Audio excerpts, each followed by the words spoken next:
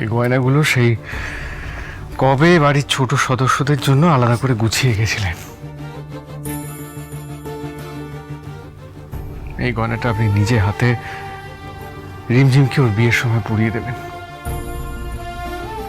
ভাগ্য আপনি আর রইলেন না।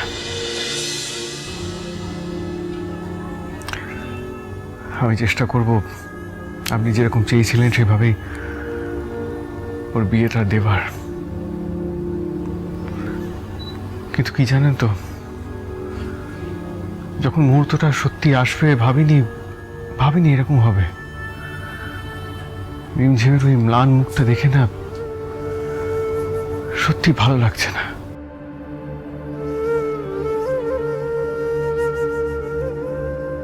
আপনার মতো রুক্মিণীও ভেবেছিলেন ছোটদের বিয়েগুলো একেবারে নিজের হাতে দেবেন, কত কিছু করবেন। ওই যে বললাম, ভাগ্য। ঈশ্বরের কাছে আপনি চলে গেলেন, আর রুক্মিণী থেকেও এখন হসপিটাল বেডে অচেতন হয়ে পড়ে আছে।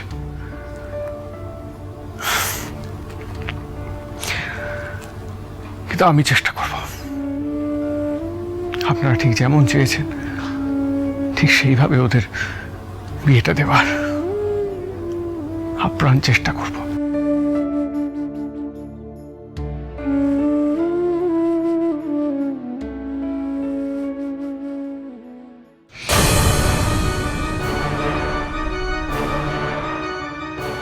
ওই তো সম্রাটদা।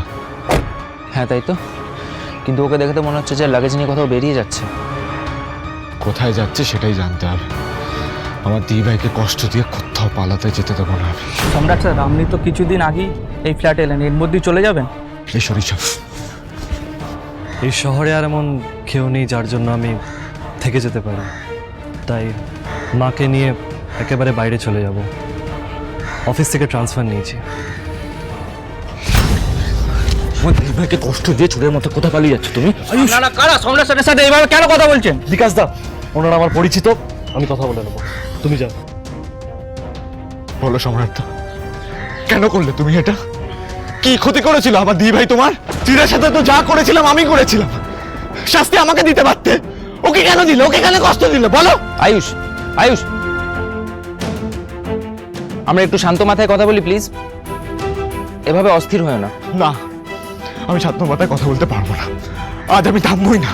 আমার আজকে উত্তর চাই যে এই লোকটা আমার দিদি ভাইকে কেন কষ্ট দিল। আমার উত্তর চাই আজকে। I want answers.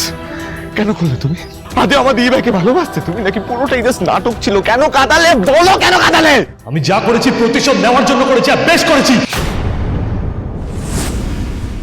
হোয়াট? বেশ করেছো? তোমার জন্য একটা মেয়ের জীবন নষ্ট হয়ে যাচ্ছে, একটা ভুল বিয়ে করে নিজের যন্ত্রণা পাওয়াটাকেই বেঁচে নিচ্ছে আসে, আর তুমি বলছো বেশ করেছো? How can you? এবার আমি বুঝতে পেরেছি যে আর মিমি তোমার ব্যাপারে ঠিক ছিল। তুমি কোনোদিনও দিদি ভাইকে ভালোবাসোনি, কোনোদিনও না। দেখো, তোমার জন্যে, তোমার একটা সেলফিশ লোকের জন্য আজকে নিজের প্রাণ দিতে চাচ্ছিল। প্রাণ দিতে যাচ্ছিল মানে? আয়ুষ, তুমি এটা কি বলছো? প্রাণ দিতে যাচ্ছিল মানে? ও ঠিক আছে নাকি? আমাকে প্লিজ একবার ওর কাছে নিয়ে চলো। যার প্রতি তোমার এতটা কনসার্ন, তুমি নাকি তাকেই ঠকিয়েছো বলে দাবি করছো সম্রাটদা। এই কথাটা কি আদৌ সত্যি? দিদি ভাই নিজেকে শেষ করে দিতে চাইছিল ঠিকই, কিন্তু আমরা আটকে দিচ্ছি। তাই হাত জোর করে বলছি, সত্যিটা প্লিজ বলে দাও সম্রাটদা। I beg of you, please. বলছি, কেন বাধ্য হয়ে আমি রিমঝিমের থেকে দূরে সরে গেছি সবটা বলছি।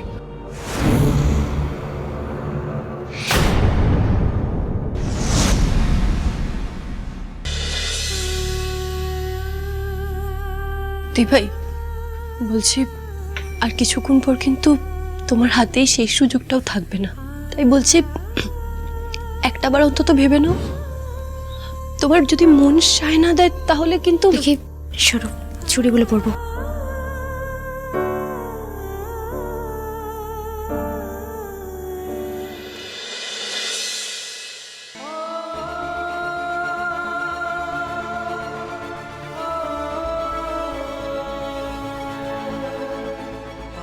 কিছু বলবেন স্যার?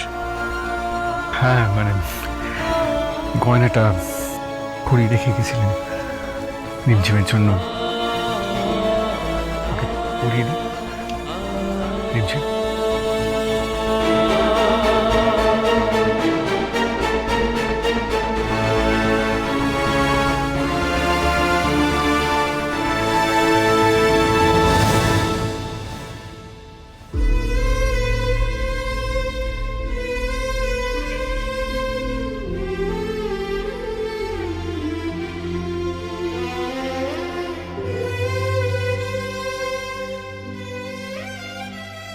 খুব মিষ্টি লাগছে। আজ কবি থাকলে খুব খুশি হতেন। আর দেখো কি অদ্ভুত ব্যাপার, রুক্মিণীও নেই এই মুহূর্তে এখানে। ওরা থাকলে বন্ধুর মতো একেবারে তোমার পাশে থাকতেন। আমি পারলাম না রিমঝিম, আমি পারলাম না বন্ধুর মতো তোমার পাশে থাকতে। I failed you. না মেশো, না। আজ পর্যন্ত তুমি আমার জন্য যা যা করেছো, বিশ্বাস করো আমার নিজের মা বাবা কোনোদিন সেটা করতে পারেনি। এতগুলো বছর এত ভালোবাসা দিয়ে তুমি আমায় আগলে রেখেছিলে, কখনো এক ফোঁটা চোখের জল ফেলতে দাওনি। আমি এসব কোনোদিন ভুলবো না মেশো। যদি কখনো জীবনে খুব কষ্টে থাকি, তাও আমি এটুকু জানবো যে আমার মেশো অন্তত আমার পাশে আছে আর চিরকাল থাকবে।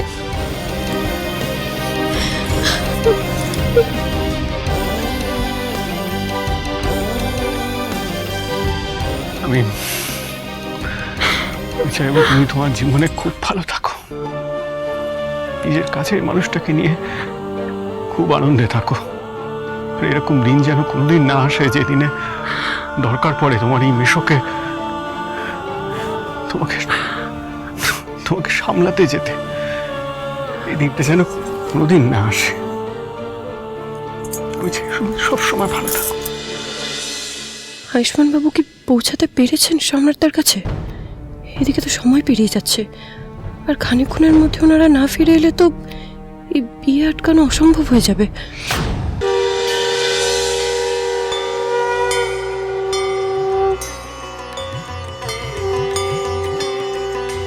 দুতি, বুঝলে এই আরতি অবধি তো ভালো ভালো সবটা মিটে গেল।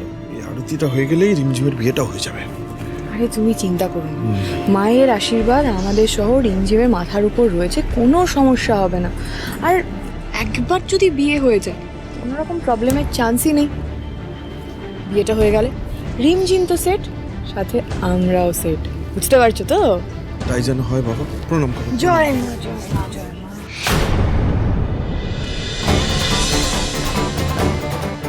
আয়ুষ্মান বাবু সেই কখন গেছেন, এখন ফিরলেন না কেন? কি হলো কিছুই তো বুঝতে পারছি না। সম্রাটটার থেকে কি আদৌ সত্যিটা জানতে পারলেন না ওরা?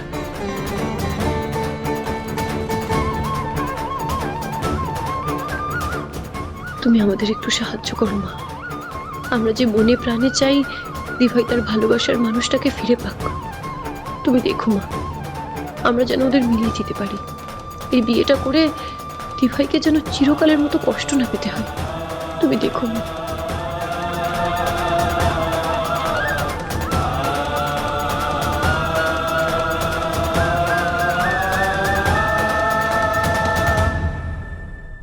আপনি তো কিছু বলছেন না, বলুন না ওখানে কি হলো? রিমঝিম দিভাইকে তাড়াতাড়ি আটকান, যে করেই হোক। তোমার সাথে একটু কথা ছিল। তোমরা কেন ওকে এখানে নিয়ে এসেছো? সম্রাটদাকে নিজেকে এক্সপ্লেন করার একটা সুযোগ দে। আমি সেদিন যা বলেছিলাম সবটা মিথ্যে বলেছিলাম। তুমি আমাকে বিয়ে করবে তো? আর জগদ্ধাত্রী পুজোর শুভ তিথিতে তোমাদের দুজনের বিয়ে হবে।